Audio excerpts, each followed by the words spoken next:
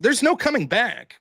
There's really not. When you import people that have different value system and don't have a connection to sort of the history of your country, they're going to massively change the priorities of your country.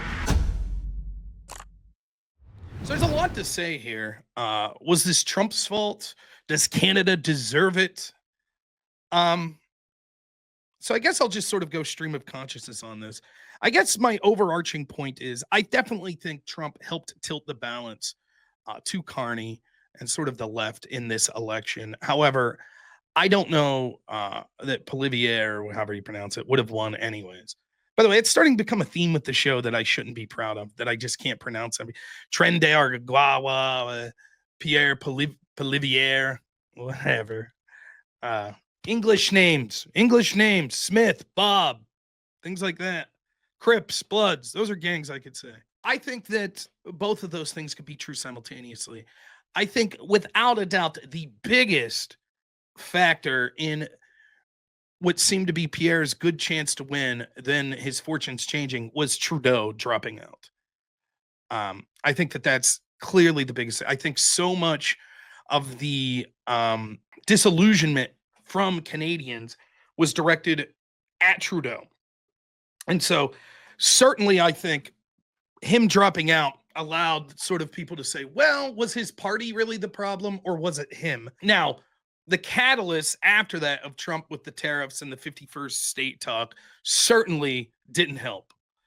And it probably stopped any chance of Pierre being able to sort of bounce back from Trudeau leaving, in my opinion.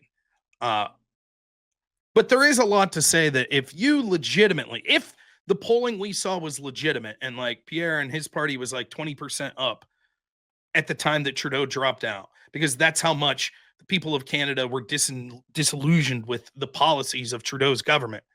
And if they're willing to basically forgive all of that and vote for the same party because Trump said mean things and mean jokes, yeah, there is some of like, okay, I guess you get the government you deserve then. But I hesitate to do that because all of us debate based on or vote based on feelings.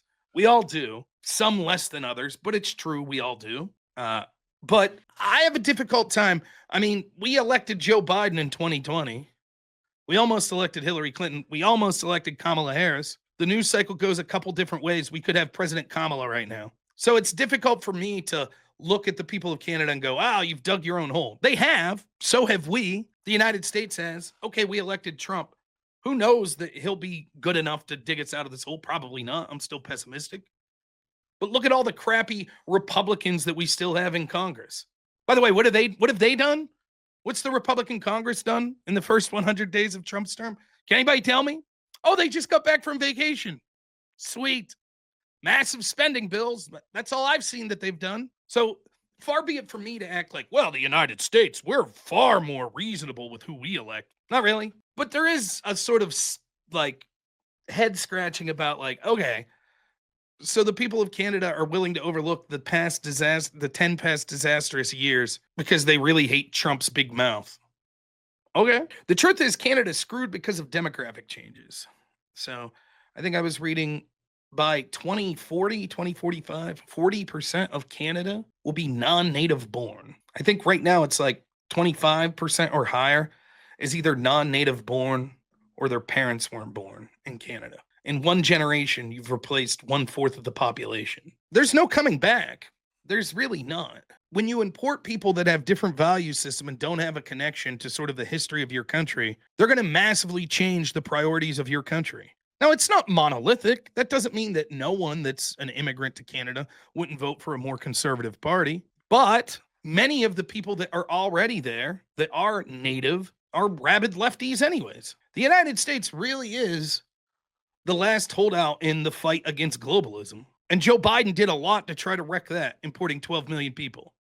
And now, of course, we see now that they're brought here, you can't send any of them back without spending trillions of dollars and giving them years to fight things in court and blah, blah, blah, blah, blah. So I don't know. They elected someone in Canada who talks about the highest priorities like climate change.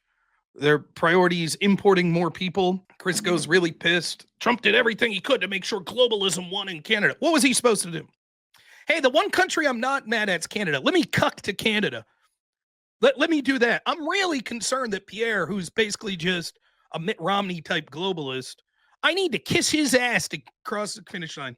Sorry, Crisco, I love you, but if your country's that weak, Trump, mean guy Trump, he said mean things. Now my country said, yeah, Crisco, my country's president doesn't shut up because your feels. Sorry, man. Maybe you guys should have got out there and did more. I have a difficult time accepting this. What was Pierre offering Trump? Can you tell me? What did Pierre offer the United States that the people of the United States should have elected someone that would have pushed for Pierre to get elected? Oh, just slightly less globalization. So maybe instead of it being completed in 30 years, it'd be 40. That's it. Maybe Trump wants Canada to be weak because he thinks it'll be easier to push them around to get more favorable deals. Maybe. I don't know. I'm concerned about my country and electing people in my country that will have the priorities of the citizens of my country. And I really don't care that Canada chose once more to elect a socialist globalist. I don't care. And if their excuse is going to be, oh, your president should have been quiet, I don't care. Now, do I think Pierre ran a good campaign? No.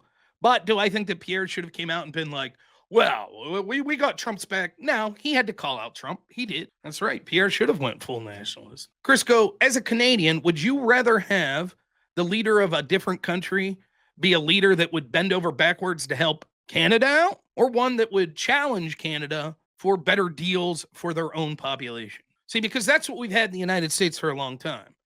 That's what Obama was. That's what Biden was. The rest of the world liked Obama. They liked Biden because they could take advantage of the United States with Obama and Biden.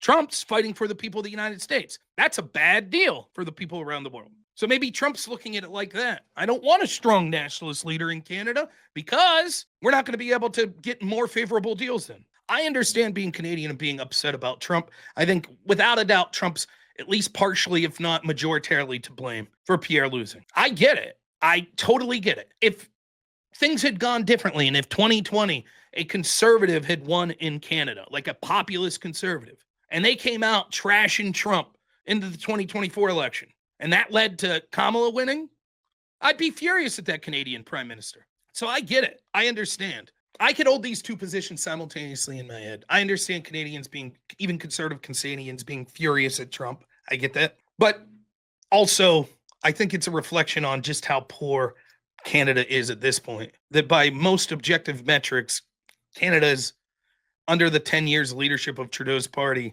not been doing well, and they just reelected them. I'm not so sure that the United States is in that much of a better position than Canada. If the Democrats win in 2028, they're just going to mass import migration again and issue all the same sorts of policies you're seeing in Canada. So before we go making fun of Canada, lest that be us. And it may very well be us. It may already be too late. There may be nothing Trump or anyone else could do. And let me defend Crisco a little here as well. How many people were furious that Zelensky didn't wear a suit to the White House? Now, I don't know that I commented on that. I didn't think it was that big of a deal. I thought that Zelensky disrespected Trump and Vance during that conversation. He called, instead of calling JD vice president, he called him JD.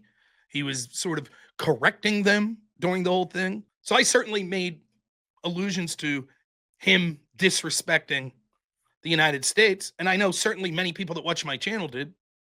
So don't tell me if a foreign leader didn't start saying, yeah, we're going to make the United States part of our territory. How about that? Don't tell me that most Trump supporters wouldn't be like, oh, what did you just say? Mother effer? You'd be livid. So I get it. I don't know that that would make me run out and vote for the socialist Democrats. I just think because of the demographics, it's inevitable anyways. You're going to keep importing people that aren't going to be high-skilled labor, that are going to want more and more socialism, that aren't going to really care about the cultural values of what Canada has stood for. Now that that train's rolling, and those people all have the right to vote, and more will come in and they'll have the right to vote, I don't know how you dig yourself out of that hole through democracy.